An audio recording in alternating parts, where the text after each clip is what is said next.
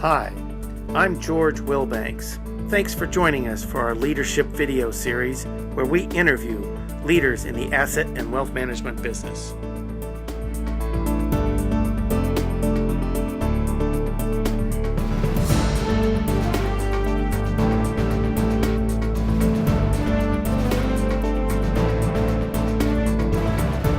This is the first in our leadership video series.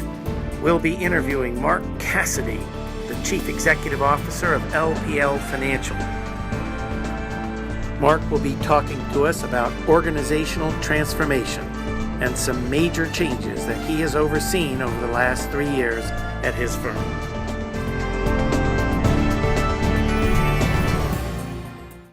Okay, so Mark, to set the stage, almost all of your direct reports today have changed over the last 3 years.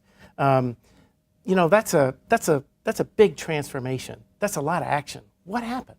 It is a lot of action. It's part of a process that's a healthy process of saying what is it we're trying to be in the next round for the company. And you're kind enough to say that we've done a lot of things that have been transformative, and that really comes from a root belief that we're on a mission. And this great mission that we're part of is to bring unbiased and objective advice to millions of Americans, particularly middle-income consumers, as you mentioned. So that's a great mission. It deserves our very best. And sometimes our very best is about having a team that has the next leg of experience that we need. It's the third time I've had a situation here at the company where we've wanted to transform the leadership team. Sometimes it comes from a leadership team doing quite well and deciding it's time to do the next thing. We have some vineyard owners, we have some folks who do nonprofit work, so it's very nice that they have those choices to do, and it's time to have somebody else come in, either move up in the organization or be hired to really take on those roles. But this transformation was led under a belief that we had done an awful lot for the company in terms of getting it to be sizable, that we had now taken it public, and it was ready to think about a company that might be quite a bit larger and the complexity that lives in that kind of company. What's the skill set of the leadership team need to be to manage that complexity? And that's really the base of where we started. Got it. Well, your employment engagement numbers are kind of at all-time highs. You shared with me some interesting data in advance of this conversations, and to me it reflects almost an envious benchmark for the entire industry. When I think about what I see in not just the happiness index, but the BCG net promoter index, kind of a net promoter score sort of measurement of how engaged our employees. And oftentimes when an organization goes through this much change, I see the exact opposite. It's almost universal, frankly, to be honest with you. So, what was the secret of embracing this much change at the top of the house, and yet in your direct reports, and yet still having the ability to instill confidence in the rest of the firm throughout that? Well, I think it's a little bit of the order you take it in, right? So the place you have to start first is really having a goal around your relationship with employees. So where we started about 3.5 years ago was to become an employer of choice. We felt we had a good company. People enjoy working here, are excited to be part of that mission for bringing objective advice.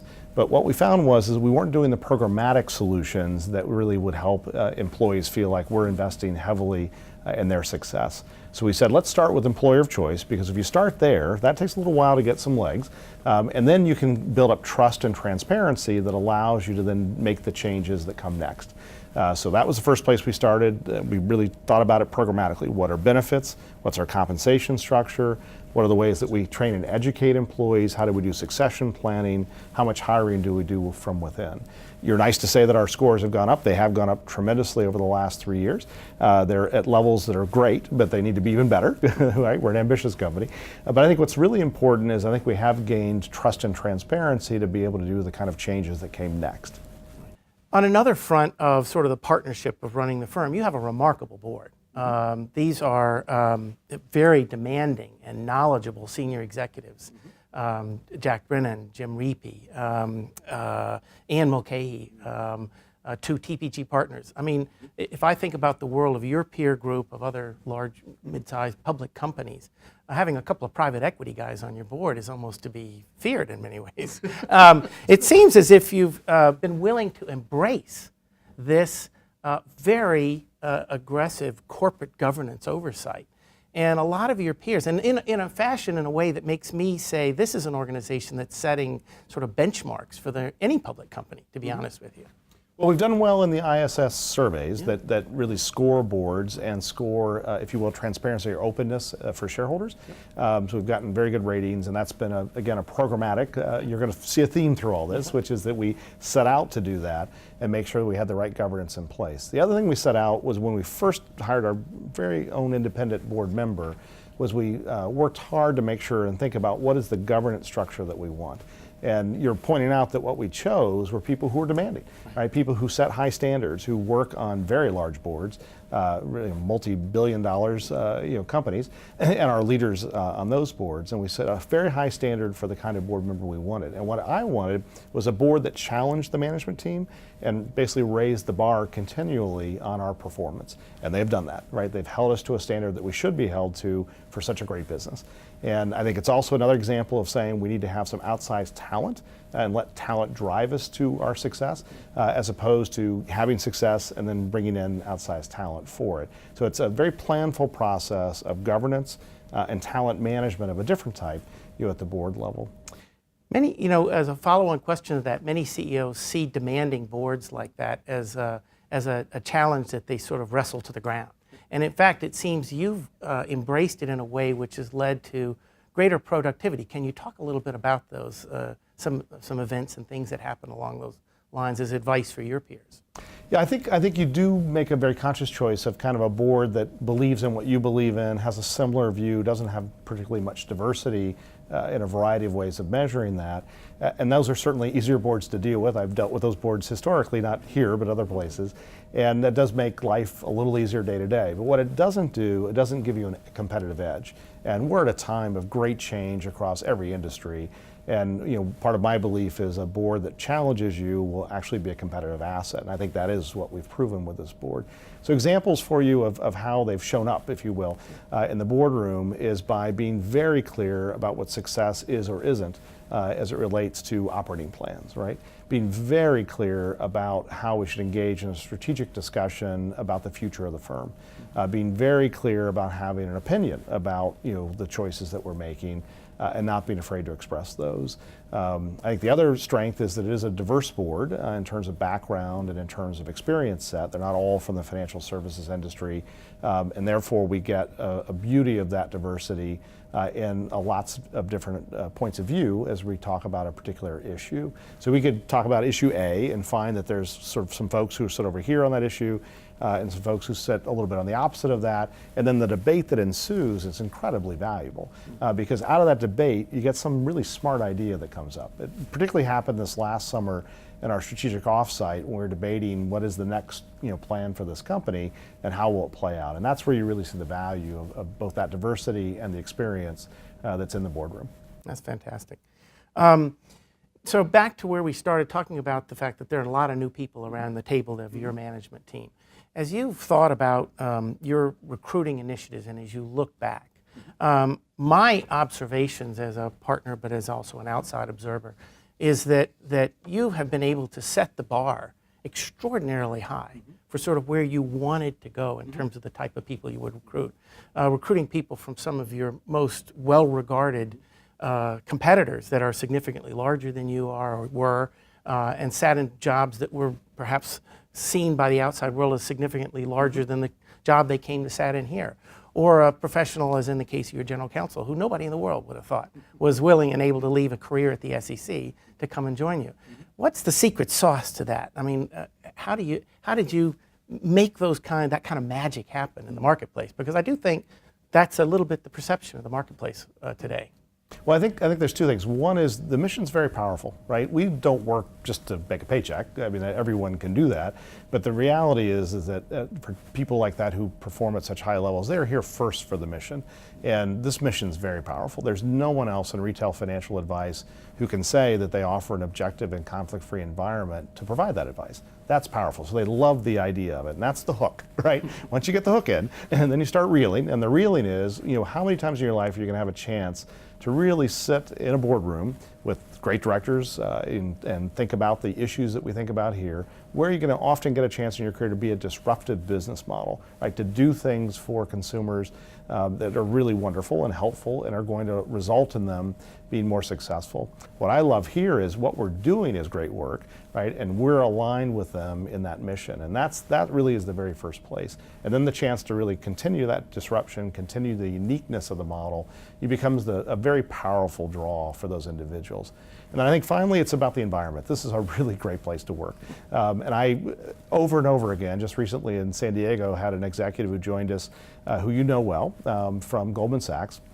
And he said to me, Mark, I've been here a month and people are so nice. They are so helpful. They want me to succeed, and they are trying to make sure that I get what I need to succeed. And we're aligned in that mission. We're aligned in helping advisors. I just have never experienced that anywhere else. Those are good companies, right? They're aligned in the mission too. But he said, I've never experienced that kind of warmth and connection and willingness to think about group success. And I think that is the magic of what we have and why it's appealing to individuals as they get to know us. So, Mark, you've actively promoted a series of values. You have a code to live by at the firm. It's Commitment Creed. Commitment Creed, the Commitment Creed. Thank you. And it's to me that it seems that I've heard about it, not just because somebody in HR gave me the sheet and said this is our Commitment Creed, but because people talk about it. And by the time candidates come back a second or third time of interviews, they're telling me about it. Can you talk a little bit about that Commitment Creed? Because I think it's really a valuable tool that I don't see quite as well defined at a lot of the firms that have mission statements and very valuable and well thought out proposals. And then how do you turn it into such a living thing within the firm, not just a document that people read and that you give to people who join the firm, but appears to live within the culture of the firm? Yeah, it's a very powerful document. So it was written by our founder back when Linsco and Private Ledger merged. So that's formed what we all know as LPL. And he wrote it as a way to express the relationship between an employee and our client, the advisor. We've updated a little bit to deal with the larger firm that we are today, but really haven't altered it much. And I think that's the first power, right? As a gentleman who was 29 years old at the time, with a smart idea about objective financial advice, writing down how to describe that. And in doing so, I think captured a little bit of lightning in the bottle. And I think that's actually what's so powerful about it today is it's just as true now as it was so many years ago, that it defines this relationship well. It makes the client the center of what it is that we do. And that's unusual. Now we've done exactly as you said, which is we make sure that new employees learn about it. We make sure every employee has a copy of it. And I am told over and over again by employees when I meet with them that they do literally look at it at times when they're unsure about a decision they need to make, and they use that as a guidepost. And that's what makes it a living document. And what we're trying to do is just constantly promote its use in that way. And then we know smart people will take it from there, and that's what they've done. That's great. Congratulations on that. I think that's probably, if you go back to the core of any, I was at an institutional investor conference the other day, and we talked about, the last question was, what really makes a difference? And I said, culture is king. Yeah. And that's really the way I do see firms. It's the glue that holds people together. When a disruptor like me approaches them, it leads to continuity, and I think it reinforces the mission. It's great. Well, it creates an institutional value, right? So we have had a lot of change, and you wouldn't choose to do this much change, right? But it turned out to be the right thing for us to do as we entered into the change process, the transformation that we've talked about.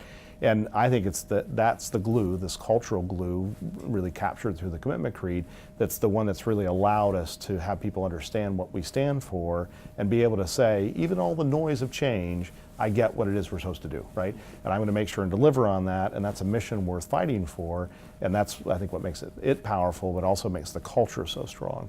And that's the part that if I were going to pick one thing I'm proudest about over the nearly 15 years I've been here, it's that we've been able to keep that cultural flame through thick and thin, through a lot of growth, through some tough times.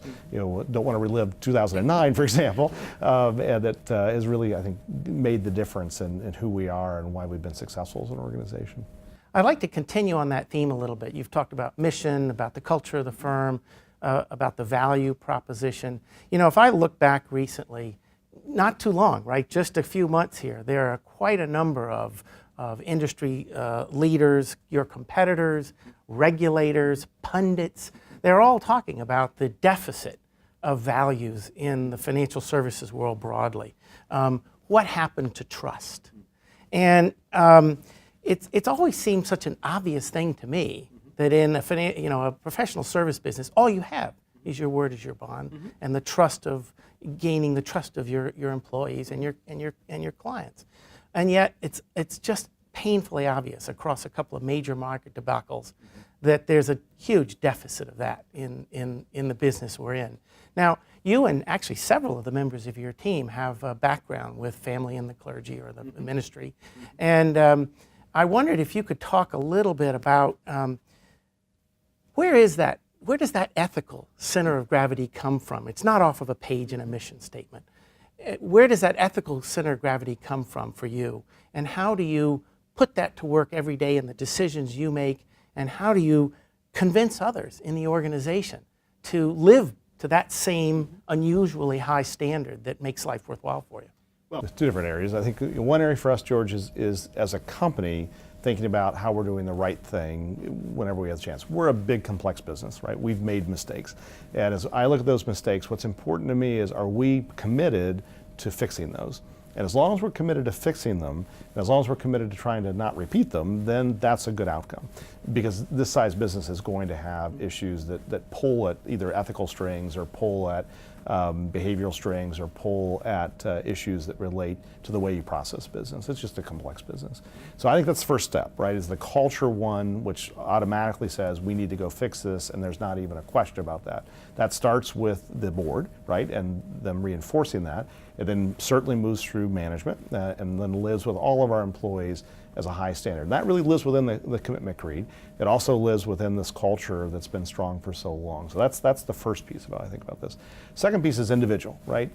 We have several PKs, preachers' kids, who are members of the management team. I am one, and I think for me, it really taught me about the value of transparency, openness, and honesty. I sometimes say I'm not complex enough to figure out how to compartmentalize these things, but what it really comes from is just a desire for us to be very straightforward about the issues that we face. And I think I see that among the management team, whether they have a PK background or not, is they're very open and transparent people, and we've tried to really reinforce that in the culture. When you do that, something happens. People tell you problems, right? People talk to you about issues that worry them. And once you know that, you can then work on them. And that's, I think, the key, is have a place in which it feels comfortable to talk about uncomfortable issues and really think about that in a wide range of spectrum. And that ultimately lets you then deal with the right ethical outcome. Our industry has had a lot of issues, in and of itself, and I think some of those are structural, right? They're the way the business works. Others are bad choices companies or individuals make. We're trying to avoid the company and individual bad choices by making sure that that ethical standard is strong within the business. So looking back, across a period of what I would, from the outside in many ways, look at a fairly tumultuous period of change in the senior management of the firm, and thinking about your peers at other mid to large size financial service firms sitting in the CEO role, any lessons that you've learned, any things that you've come upon that were particularly useful to you as sort of moments of a light switch went on and you said, oh, if I'd only known that.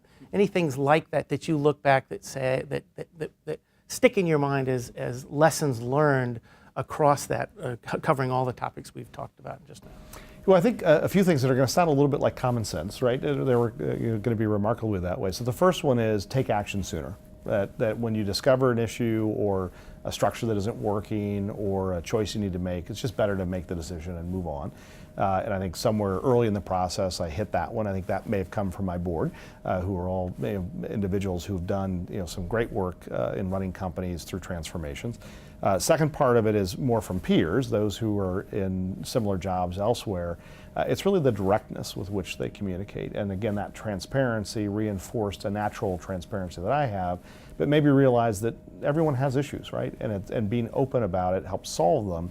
So let's make sure and be open about those ideas and issues and then go and solve them. So I think it gave me strength to think about openness in a little different way than I might naturally have done. Another lesson that I've picked up is that I've watched others in the industry is how to manage larger and larger organizations.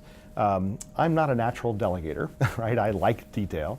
I can talk about detail ad nauseum, unfortunately, for someone who interviews me and others. And I sort of want to go there whenever I look at an issue. What I've learned is there's incredible value in asking others to take on that responsibility, and incredible value for them in terms of learning. And that's taken me a little while longer to learn. Particularly as we've gone through some significant transformation where I did need to actually get in the details, it played to my strengths. And I've had to teach myself to come back out of those details and make sure the team that now oversees it knows they're responsible. The funniest story I'll share is one when Michelle Arshakoff, who helped us bring to the firm, was working with me about a month into her tenure. She came to run GRC, which is our risk management and compliance group, and I was talking to her about some detailed issue in her team, and she looked at me and she said, "Mark, you do understand I run the group now, right? Why don't you let me take care of it, and I'll let you know how it goes." I thought, okay, there's a moment. I need to delegate. And I felt great about the delegation. It wasn't a mistrust. It was just that I just needed to get out of the habit of not delegating. So I've learned that lesson. I've learned maybe repeatedly as I go along. So there's two good ones. Any others? I think the other one is related to the nature of how one thinks about their place in the world, right? And it sounds a little strange to say it that way, but what I mean by that is understand that LPL actually is a large company, which is a fact I haven't wanted to acknowledge for quite some time because I like that entrepreneurial, scrappy sort of organization. And I've somewhat feared, thinking about this company as a big place or a bigger place. And that sort of felt a little bureaucratic to me and a little uncomfortable. But what I have learned is that when you put guardrails on the highway, you protect lives, right? And you make things easier. And in fact, you actually can go a little faster as an organization. So we can keep our entrepreneurial roots of speed of execution and ability to get things done. And by adding controls and by adding structure to the organization, we actually can make that do quite well as a bigger company. And I've learned that by watching, observing, and asking lots of questions of my peers and other executives who are here about their experience in that area. And that has been incredibly valuable. So I'd encourage anybody listening to go faster on their decisions, accept structure in a healthy way, and then implement from there. Well, great. Thanks, Mark, for joining us in our leadership series, and good luck to you and LPL, and I really appreciate your time.